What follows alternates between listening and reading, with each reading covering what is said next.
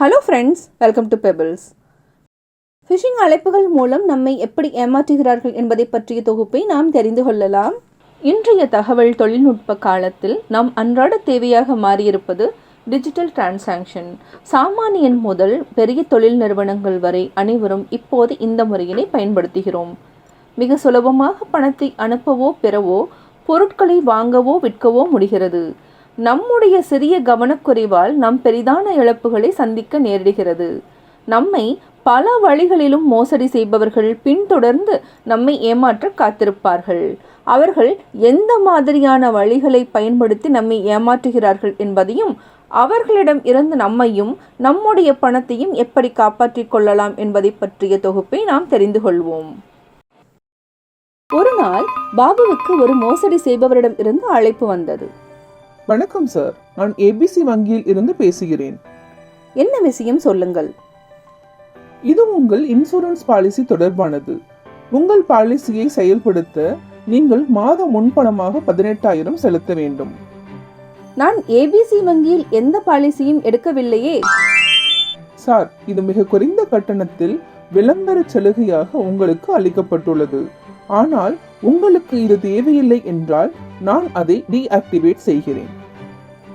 எனது அனுமதியின்றி நீங்கள் பாலிசியை எவ்வாறு ஆக்டிவேட் செய்தீர்கள்? எனக்கு புரியவில்லையே. நான் ஏன் உங்களை நம்ப வேண்டும்? சார், நான் ஏபிசி வங்கி வாடிக்கையாளர் சேவையிலிருந்து நேரடியாக அழைக்கிறேன். உங்கள் பெயர், முகவரி, அட்டை விவரங்கள், பிறந்த தேதி, நிறுவனத்தின் பெயர் மற்றும் பதவி போன்ற அனைத்து விவரங்களும் என்னிடம் உள்ளன. சரி, பாலிசியை எப்படி டீஆக்டிவேட் செய்வது என்பதை பற்றி சொல்லுங்கள். நான் இங்கிருந்து அதை ஆன்லைனில் டீஆக்டிவேட் செய்கிறேன்.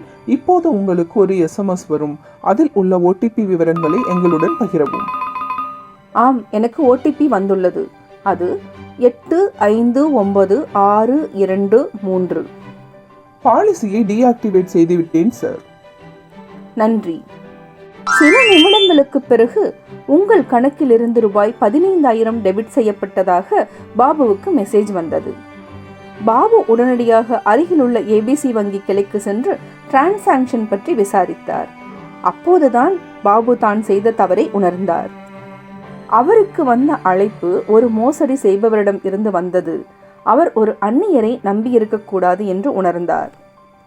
செய்ய வேண்டியவை: யாரையும் நம்புவதற்கு முன் ஏதேனும் சிக்கல்கள் இருந்தால் உங்கள் வங்கி உறவு மேலாளர் அல்லது வங்கி கிளையுடன் எப்பொழுதும் சரிபார்த்து கொள்ளுங்கள். OTP என்பது உங்கள் பாதுகாப்பான செல்வத்திற்கு ஒரு திறவுகோல் போன்றது. எனவே அதை எப்போதும் மோசடி செய்பவரிடம் இருந்து விலக்கி வைக்கவும்.